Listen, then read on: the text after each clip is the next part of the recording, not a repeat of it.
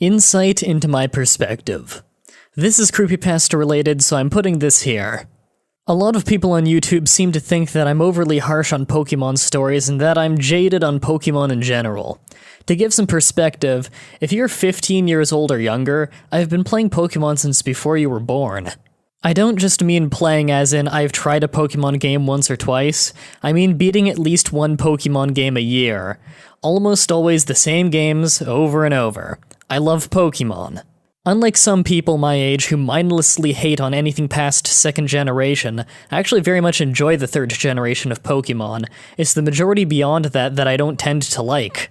I still recognize that the gameplay is very good, and that the metagame in the pro scene is stunningly well made. However, I tend to play the games for the Pokémon themselves, and that's where a lot of them fall flat for me. I almost always end up with a team of Pokémon just from the first 3 generations, mostly Gen 1 and Gen 2, because most Pokémon from generations 4, 5, and 6 don't even remotely appeal to me. The art style has changed so drastically and the personalities of the Pokémon themselves have become so far removed that I don't like most of them anymore.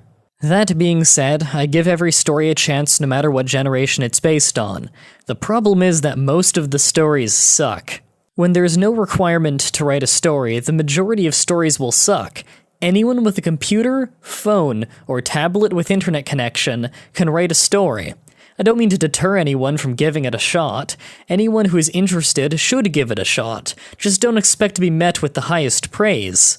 If you want your story to really blow everyone out of the water and go viral on the internet, you need 3 things. Number 1, you need a thick skin.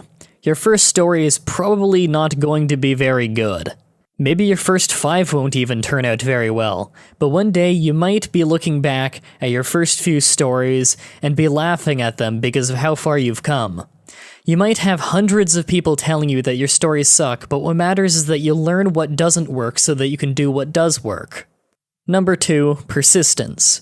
Keep listening to feedback, keep improving your stories, keep writing stories, never give up, and just say that you'll never be good at it.